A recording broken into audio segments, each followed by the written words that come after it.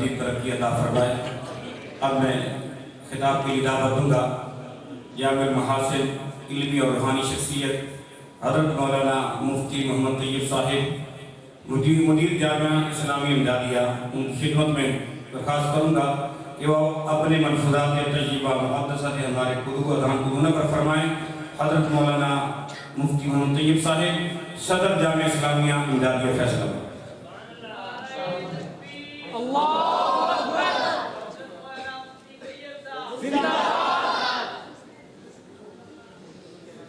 نحمده ونصلي ونسلم على رسوله الكريم وعلى آله وأصحابه أجمعين. اللهم صل على سيدنا ومولانا محمد وعلى آل سيدنا ومولانا محمد وبارك وسلم صلاة وسلاما كثيرا كثيرا. يا رب صل وسلم دائما أبدا على حبيبك خير الخلق كلهم. أما بعد، فقد قال النبي صلى الله عليه وسلم: الإحسان أن تعبد الله كأنك تراه فإن لم تكن تراه فإنه يراك. صدق الله العظيم وصدق رسوله النبي الكريم. حضرات علماء کرام، عزیز طلباء، معزز حاضرین، السلام علیکم ورحمۃ اللہ وبرکاتہ۔ یہ دارالعلوم یہ میرا بھی مادر علمی ہے، اور میں نے درجہ رابعہ سے لے کے مشکوٰۃ شریف کے درجے کے ختم تک میں نے یہاں رہ کے علم حاصل کیا ہے، اور یہاں کے اکابر سے استفادہ کیا ہے۔ اور وہ زمانہ تھا جس زمانے میں اس ادارے کے محتمم، اس ادارے کے بانی حضرت مولانا مفتی زین العابدین صاحب نور اللہ مرقدہ، جو سفیر اسلام تھے، مبلغ اسلام تھے، یہاں رہ کے ان سے تین چیزیں خصوصیت سے سیکھنے کا موقع ملا۔ یہاں فضلہ کا اجلاس ہوا تھا تو اس وقت میں نے یہی بات کہی تھی، اور ایک بات اگر مفید محسوس ہو تو اس کے اعادے میں کوئی حرج کی بات نہیں ہوتی۔ ایک تو یہاں کیونکہ ایک تعلیمی ادارہ ہے، اور حضرت نے یہاں ایک تعلیمی نظام قائم کیا، اور یہاں بطور تدریس کے ان مدرسین کو مقرر فرمایا جو اپنے وقت میں جبال علم تھے، اور ان میں سے بعض ایسے تھے جو دارالعلوم دیوبند میں تدریس بھی کر چکے تھے، اور ان میں سے بعض ایسے بھی تھے جو علامہ انور شاہ صاحب کشمیری رحمۃ اللہ علیہ کے شاگرد بھی تھے، اور ایسے مدرسین کو یہاں پر رکھا۔ فیصل آباد میں اس سے پہلے مدارس تھے، لیکن رقبے کے اعتبار سے وہ چھوٹے تھے۔ ظاہر بات ہے کہ جس مدرسے کا رقبہ چھوٹا ہو اس کا کام بھی زیادہ پھیل نہیں سکتا، اور ان اداروں کے بھی حضرت سرپرستی فرما رہے تھے، اور جب حضرت کو خود یہاں میدان ملا کام کرنے کا تو حضرت نے ایک فضا بنائی اور بڑے بڑے محدثین کو یہاں پر جمع کیا، اور تکرار کا، مطالعے کا، علم کا جو شوق ہے، یہ شوق ہمیں جو تھوڑا بہت ملا ہے تو نہیں، لیکن تھوڑا سا جو چکھا ہے وہ یہاں رہ کے الحمدللہ ہم نے سالہ سال یہاں پر پڑھا ہے، اور پڑھ کے یہاں سے استادوں سے استفادہ کیا ہے۔ ایک تو اس ادارے نے علمی ذوق جو ہے وہ یہاں کے طلباء کو عطا فرمایا، ان کو دیا۔ دوسرا، اس ادارے میں علم کے ساتھ عمل کا ماحول ہے، اور یوں کہیے کہ عمل کے جذبات بھی طالب علم کے اندر پیدا کیے جاتے ہیں۔ جو دور ہم نے دیکھا ہے اس میں بھی یہی صورتحال تھی، اور جو دور اس وقت چل رہا ہے الحمدللہ یہ حضرت مفتی زین العابدین صاحب کے فیضان کا دور ہی چل رہا ہے۔ اور جو وہ دور تھا جس میں حضرت مفتی صاحب صدر تھے یہاں کے، اور حضرت کے جتنے صاحبزادے تھے وہ حضرت کے دست و بازو تھے. اور عجیب بات یہ ہے کہ حضرت مولانا ادریس صاحب ہمیشہ سے یہاں ایسے رہے ہیں جیسے حضرت کے خاندان کے ایک فرد ہوتے ہیں. اللہ تبارک و تعالیٰ نے اس ادارے کے ذریعے سے اس ادارے میں علم کے ساتھ عمل کا ایک جذبہ وہ الحمدللہ اس ادارے نے دیا ہے. آج بھی ہمیں عمل کرنے کا جو موقع مل جاتا ہے اس عمل میں اس ادارے کی تربیت بھی شامل ہے، اور یہاں کے اساتذہ کا عمل جو ہم نے اپنی آنکھوں سے دیکھا ہے وہ بھی اس میں شامل ہے. اور حضرت نے عملی تربیت کے لیے دو چیزوں کو خصوصیت سے یہاں پر متعارف کروایا تھا. ایک تو تبلیغی نظام، طلباء کو تبلیغی نظام کے ساتھ جوڑا. اور جس زمانے میں ہم پڑھا کرتے تھے اس زمانے میں ایک تھا کہ مہینے کے بعد اس کے روزہ ہوتا تھا، اور سے روزے میں جمعرات کو جاتے تھے، جمعے کا دن لگتا تھا، اور ہفتے کی چھٹی بھی ہوتی تھی، ہفتے کا دن بھی ساتھ لگتا تھا. اور اس طریقے سے سالانہ جو اجتماع ہوتا تھا اس اجتماع میں بھی یہاں سے ہمارا روانگی ہوتی تھی، جانا ہوتا تھا. ایک زمانہ تھا کہ اجتماع باہر پنڈال میں نہیں ہوتا تھا، بلکہ یہ جو مرکز ہے مرکز کے اندر ہی ہوا کرتا تھا. اور مرکز سے نکل کے باہر پنڈال میں جب آئے ہیں تو پہلے اجتماع میں ہم شریک ہوئے ہیں، اور دارالعلوم کی جو بس گئی ہے اس کے اندر جا کے ہم اس میں شامل ہوئے ہیں. تو پہلے اجلاس میں ہمیں پہلا اجتماع جو رائے کا ہے جو باہر آ کے پنڈال میں آ کے کیا ہے مرکز سے نکل کے، اس میں پہلی مرتبہ ہمیں بھی شامل ہونے کا موقع ملا ہے.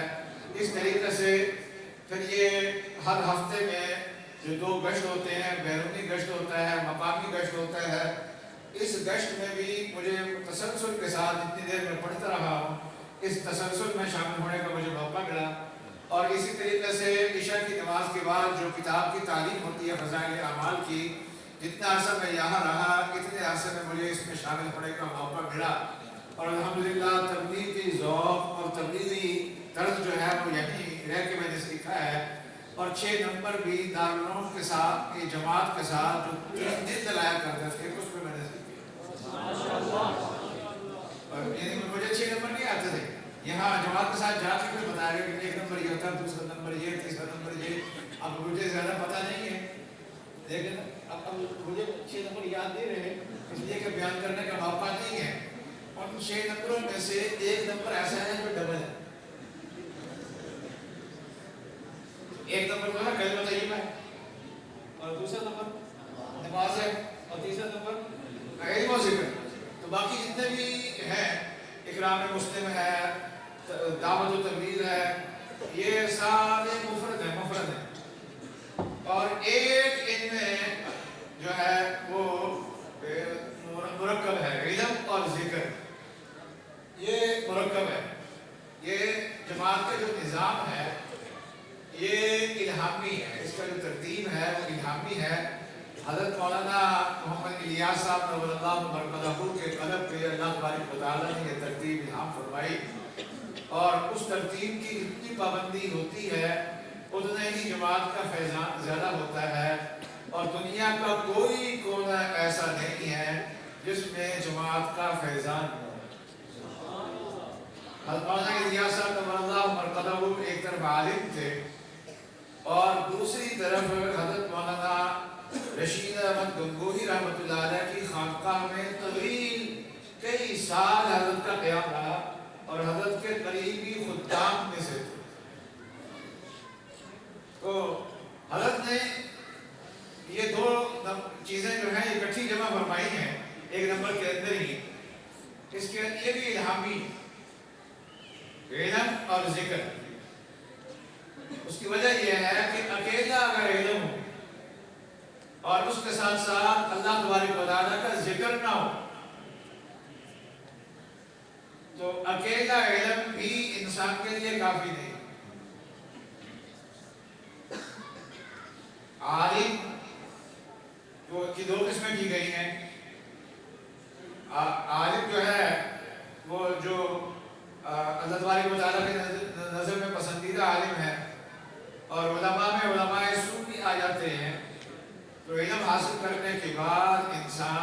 راستے کی طرف بھی نکل پڑتا ہے اور انسان کا دماغ گمراہی کے راستے کی طرف بھی بسا اوقات چل پڑتا ہے. تو انسان علم حاصل کرے اور اس کا علم اس کو اللہ تک پہنچائے. علم حقیقت میں ہے ہی وہی ہے. یہ علم چھ بابت. علم کیا ہوتا ہے؟ علم چھ بابت آنکھیں راہ بنمائیت. علم کسے کہتے ہیں؟ مولانا رومی فرماتے ہیں علم وہ ہوتا ہے جو آدمی کو راستہ دکھائے. زنگے گمراہی زدل بزدائدت، دل سے گمراہی کا جو زنگ ہے وہ اتارے، جو علم وہ ہے. اور یہ کہا کہ یہ جو ہم پڑھ رہے ہیں یہ تینوں بات نئے ازو کیفیت حاصل حال کہ یہ جو علم ہم پڑھ رہے ہیں اکیلا علم اگر ہوگا تو اس علم سے نہ کوئی کیفیت پیدا ہوگی نہ کوئی حال پیدا ہوگا. یہ پیدا ہوگی کیفیت ذکر ساتھ ہوگا.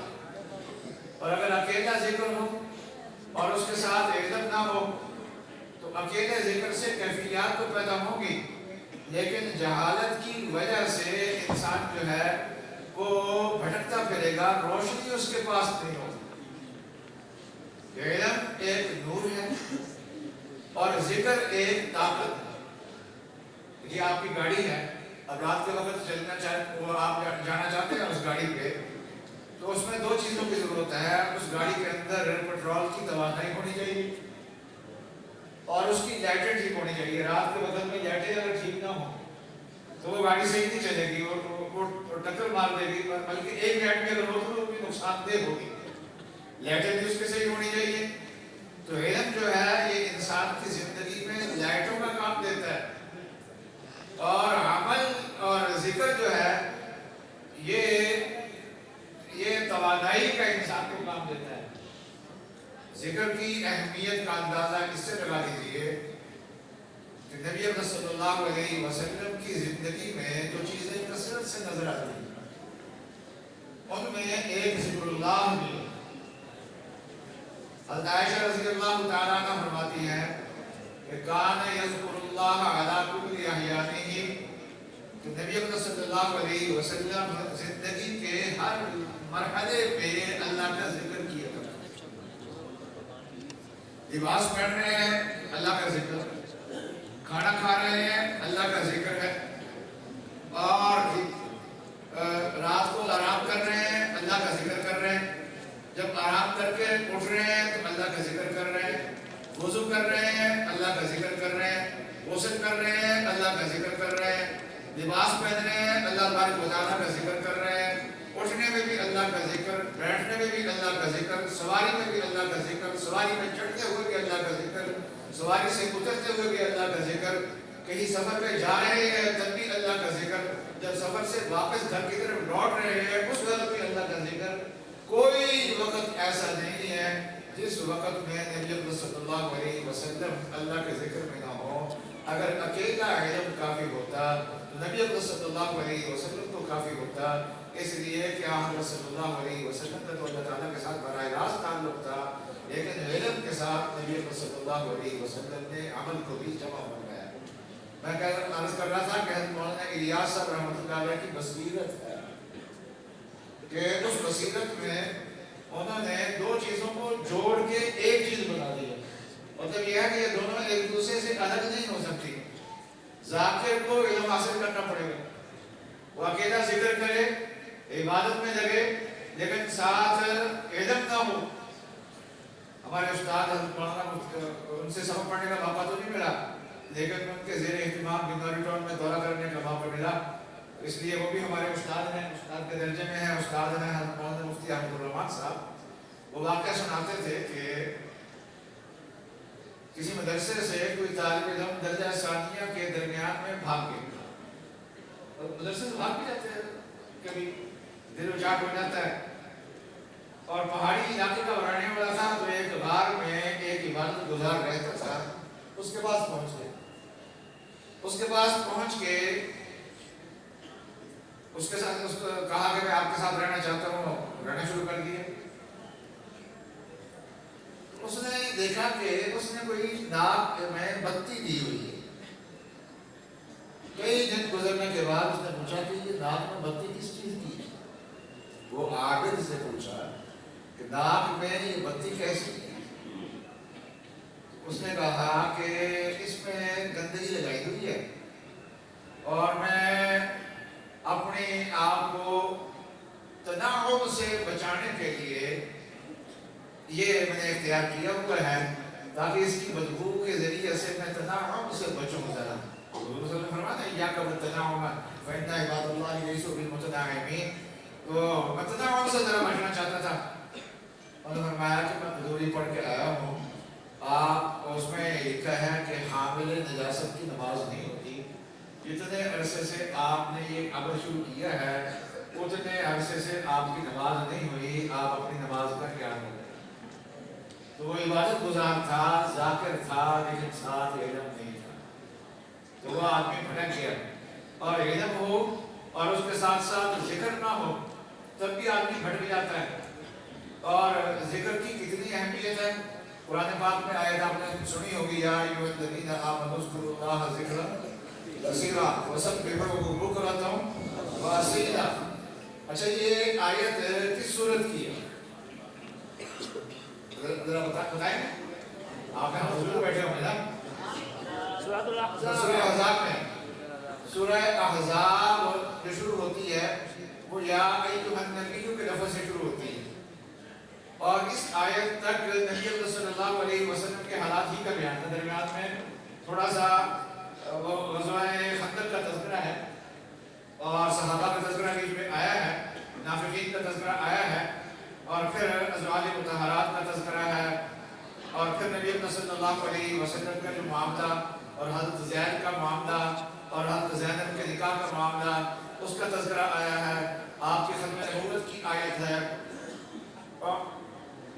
اور اس آیت کے بعد کی جو آیات ہیں ان آیات میں بھی نبی صلی اللہ علیہ وسلم کی صفات ہی کا تذکرہ ہے، اور پھر آگے جا کے درود شریف کی آیت ہے، پھر نبی صلی اللہ علیہ وسلم کی شان میں جو بے ادبی کرنے والے ہیں ان کا تذکرہ ہے، یا ایھا النبی کہہ کے کل ازواجک و بناتک و نساء المؤمنین، یوں کہیے کہ یا ایھا الذین آمنوا اذکروا اللہ ذکرا کثیرا۔ اس کے پیچھے جائیں تو سورت کی ابتدا تک نبی صلی اللہ علیہ وسلم کا تذکرہ ملتا ہے، اور اگر آگے لے جائیں تو سورت کی انتہا تک نبی صلی اللہ علیہ وسلم کا تذکرہ ملتا ہے۔ درمیان میں یہ آیت ہے ایک ہی، یا ایھا الذین آمنوا اذکروا اللہ ذکرا کثیرا وسبحوہ بکرۃ واصیلا هو الذی یصلی علیکم وملائکتہ لیخرجکم من الظلمات الی النور وکان بالمؤمنین رحیما تحیتهم یوم یلقونه سلام واعد لهم اجرا کریما۔ پھر آگے نبی صلی اللہ علیہ وسلم کا تذکرہ شروع ہو جاتا ہے۔ تو اس سے بھی معلوم ہوتا ہے کہ کثرت ذکر نبی صلی اللہ علیہ وسلم کی زندگی کے ساتھ خاص مناسبت رکھتا ہے۔ تو حضرت نے جو حضرت مفتی زین العابدین صاحب رحمۃ اللہ علیہ سے جو ہمیں جو سبق ملا ہے وہ یہ ہے کہ آج علماء کرام کو علم کے ساتھ ساتھ ذکر کو بھی اختیار کرنا چاہیے، اور چنانچہ اس وقت جو اولیاء اللہ میں جن کا مقام سب سے زیادہ اونچا سمجھا جاتا تھا، وہ تو اللہ سمجھتے ہیں کہ کس کا مقام سب سے زیادہ اونچا ہوگا، لیکن اللہ والے ان کی نظر میں جن کا مقام اونچا تھا یہ ایک زن کے درجے کی چیز ہے، تو جن کا مقام سب سے اونچا تھا ان کو یہاں مہمان بنایا، 40 دن حضرت نے یہاں پر قیام فرمایا اور مجالس ذکر یہاں پر بیان کی، اور پھر تسلسل سے یہاں پر مجالس ذکر چلتی رہی، اور اب بھی الحمدللہ اب بھی ماشاءاللہ مجالس ذکر چل رہی ہے۔ تو ہم نے بھی یہ چیز یہاں سے سیکھی ہے، اور آپ نے بھی اپنی آنکھوں سے یہاں مجالس ذکر کو دیکھا ہے، تو اس لیے یہاں کے صرف طلباء کو بھی نہیں میں کہوں گا، مشورہ دوں گا، بلکہ یہاں کے جو نمازی ہوتے ہیں، مدرسوں کی جو مسجد کے نمازی ہوتے ہیں وہ بھی طالب علم ہوتے ہیں، وہ بھی مدرسوں سے کچھ نہ کچھ سیکھتے ہیں، وہ بھی طالب علم ہوتے ہیں، ہم سب طالب علم ہیں۔ طالب علم کے درجات میں فرق ہوتا ہے، جیسے یہ طالب علم میرے سامنے بیٹھے ہوئے ہیں، ان کے بھی کئی درجات ہیں، کوئی دور حدیث کا طالب علم ہے، کوئی موقوف علیہ کا طالب علم ہے، کوئی درجہ ثالثہ کا طالب علم ہے، تو اسی طریقے سے میں بھی طالب علم ہوں، طالب علم کا انداز میں فرق ہے. اس طریقے سے محلے کے جو لوگ ہیں اور جو لوگ یہاں آنے جانے والے ہیں، ہم سب طالب علم ہیں. تو دو چیزوں کو جمع کریں. جیسے مولانا الیاس صاحب رحمۃ اللہ علیہ نے 6 نمبروں کو جب بیان کیا تو 1 نمبر ایسا کیا تو اس کے اندر 2 نمبروں کو جمع کر دیا ہے. اس طریقے سے ہم سب جو ہے وہ علم کے ساتھ ساتھ ذکر کو بھی شروع کریں. یہاں ماشاءاللہ جن اساتذہ سے آپ پڑھ رہے ہیں یہ آپ کے اساتذہ بھی ہیں اور آپ کے مشائخ بھی ہیں، اور یہ جہاں علم پڑھاتے ہیں وہاں ذکر بھی سکھاتے ہیں. بس میں جو چیزیں سیکھی ہوئی ہیں یہاں کی اسی سبق کو میں نے دہرایا ہے. میں اسی پہ اپنی بات کو ختم کرتا ہوں. وآخر دعوانا الحمدللہ رب العالمین.